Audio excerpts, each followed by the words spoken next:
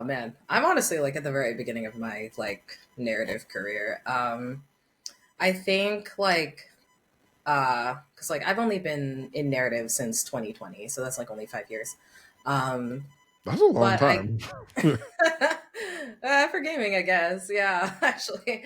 Um, but yeah, I guess it's because like games as an industry, the industry as a whole, like, and especially the industry since 2023 has been so volatile. Everything still feels new.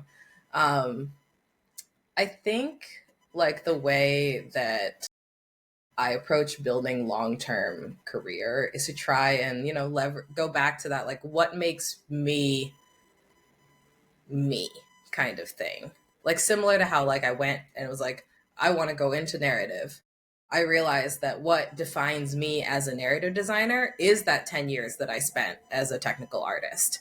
Like I have a specialty in pipeline that is not particularly common if you came out of, say a writing MFA where you didn't have to learn how to do code. And even from people who came out of like more traditional software engineering, like pipeline is a very specific specialty to the 3D art industry for like passing asset types back and forth through game engines. And so basically, like, I would have been leaning on that as, like, yeah, so I've got a Swiss Army knife of skills, but this is my one specialty where I'll be able to communicate with your narrative needs to your engineers. And so that was something that I actually discovered during the interview process, with over like tons and tons of companies trying to explain like, because like the first question you almost always get in an interview is like, tell me about yourself. Yes. And so I realized that like what I was saying was not exactly something that people ran into that often. Mm. And so I think one way, like if you are a writer, to understand the kind of stuff that you really like to write. Like I was blessed at Wizards. I was able to work on three things I love, which is anime, body Heck yeah. horror, and westerns. And so now I can just be like, bam, bam, bam, these my shit. So awesome. The And hey, trifecta. anime Yeah. and body horror, now I'm on cyberpunk, right? Like, Hey, there you um, go.